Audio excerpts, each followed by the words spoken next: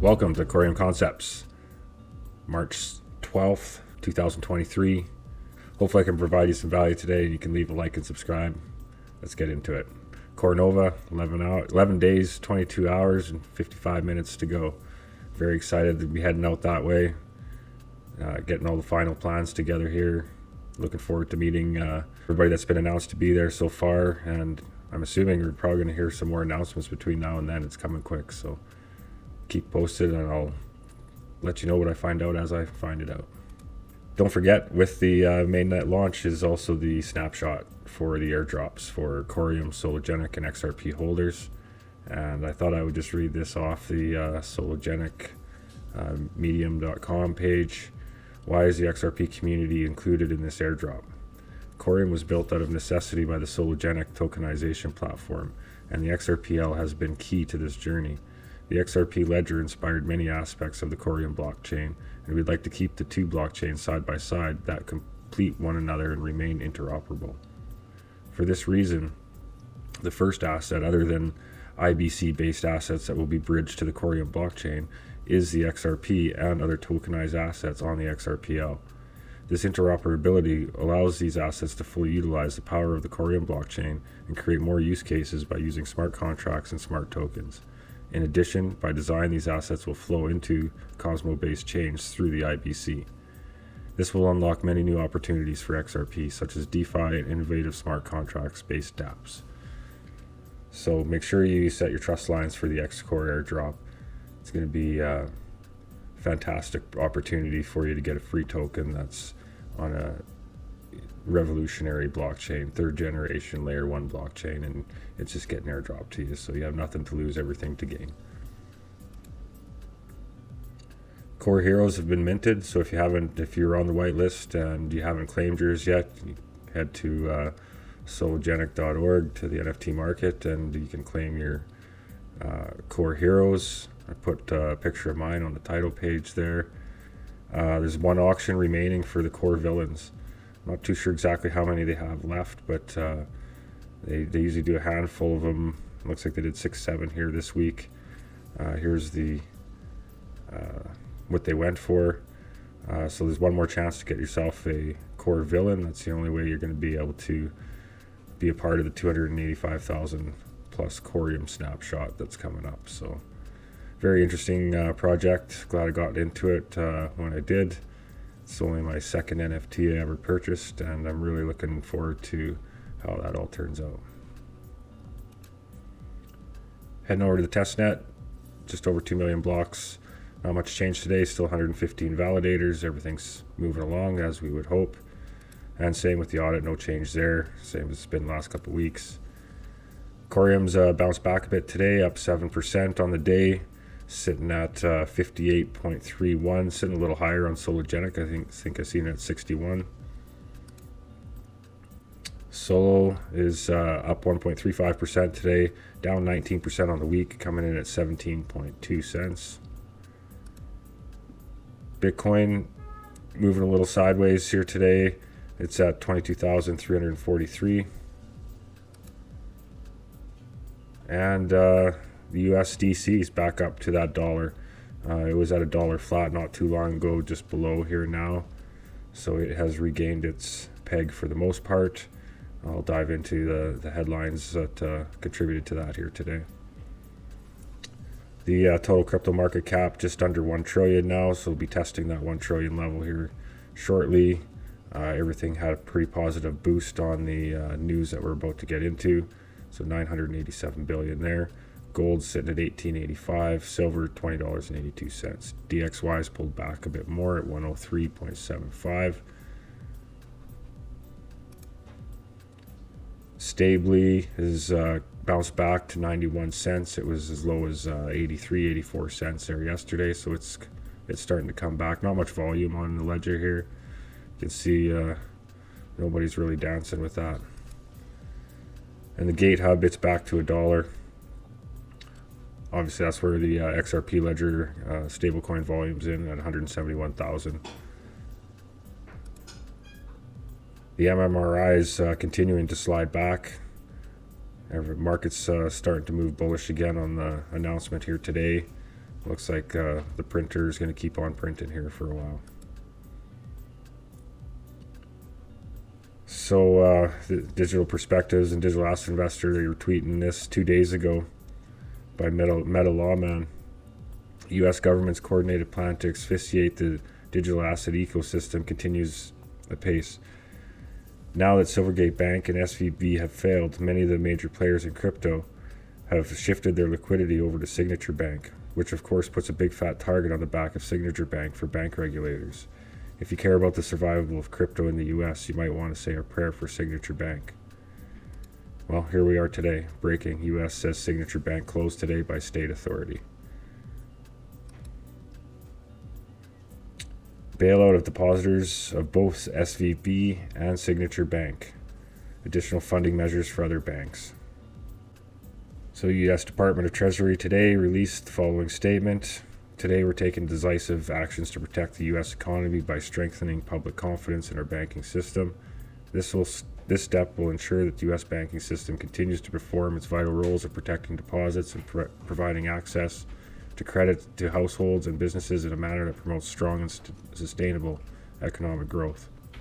After receiving a recommendation from the boards of the FDIC and the Federal Reserve, consulting with the President, Secretary Yellen approved actions enabling the FDIC to complete its resolution of Silicon Valley Bank, Santa Clara, California, in a manner that fully protects all depositors.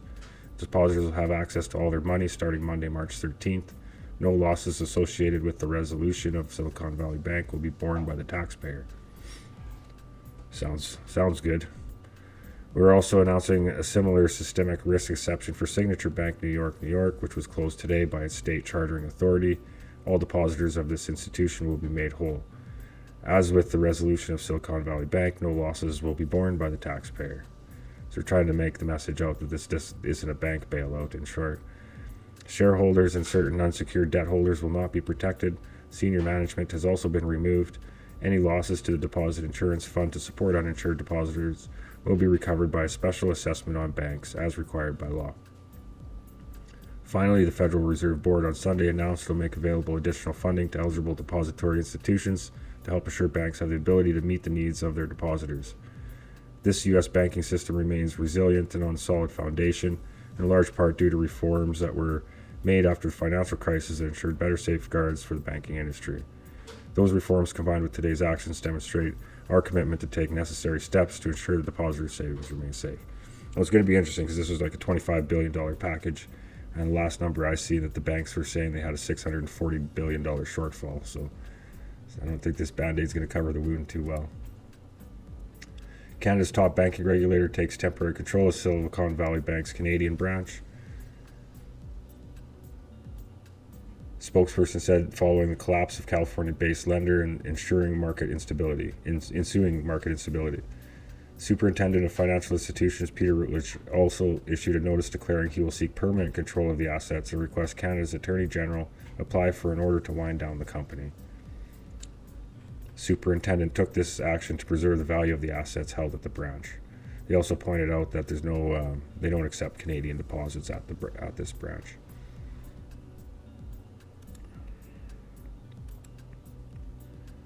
So Jeremy Allaire, update thread on USDC. We were heartened to see the U.S. government and the financial regulators take crucial steps to mitigate risk stemming from the fractional banking system. 100% of deposits from SVB are secure and will be available at banking open tomorrow. 100% of USDC reserves are also safe and secure. We will complete our transfer of remaining SVB cash to BNY Mellon. As previously shared, liquidity operations for USDC will resume at banking open tomorrow morning. I also got an email that crypto.com is resuming their trading in USDC also. Peter Schiff stated that bailing out depositors of failed banks is yet another mistake by the Fed and the U.S. government. Not only does the moral hazard lead to even greater instability in the banking system and larger future losses, but inflation created to pay for it unfairly socializes current losses. Dr. Martin Heisbeck, despite populist noises from senators, an SVB bailout is likely. More money printing, more of the same old, and higher inflation. Yeah, it was only 12 hours ago they were adamant that they weren't going to bail out the banks, and here we are. The president's got a meeting announced for tomorrow to address it. John Deaton says, is it me? Did Ripple CEO just say that this crisis highlighted the desperate need for disruptive technology that modernizes the U.S. banking system? Brad Garlinghouse says, it's ironic that so much of what's happening as some companies scramble to make payroll highlights how broken our financial systems still are, i.e. wires still not 24/7, 365, rumors lead to collapse, and the frictions of moving money within a deeply fragmented system.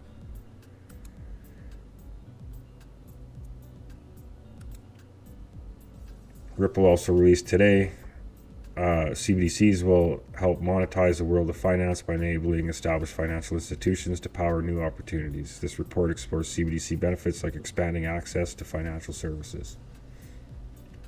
No more downloading, just a quick report. You got to give them all your info, business, email, everything.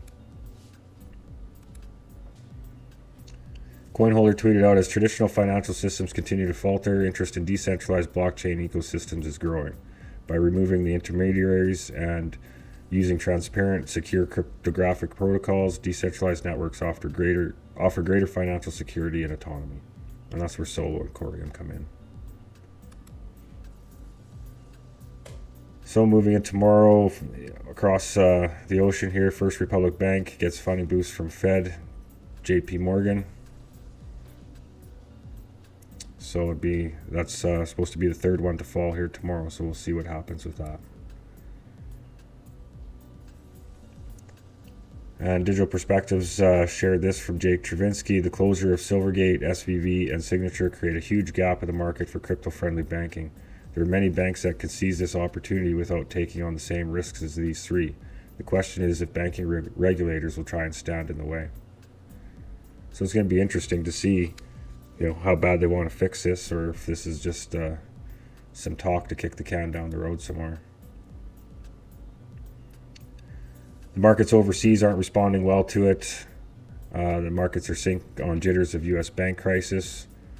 So despite all this, I think all the actions and words from the government today were just meant to keep everybody calm to move into tomorrow's markets. But I think we're going to start to see some collateral damage from what's happened here. And Jim Cramer, JP Morgan is a fortress. And we all know what happens when Cramer gets behind something. So be careful out there, JP Morgan. Well, we've all been waiting for the system to crash. I don't know if this is it or not, but we're certainly very close to it if it's not. So time will tell if this is the flip the switch moment. But peace and prosperity, y'all. Thanks for give Skills45 a follow on Twitter for producing such good video content here.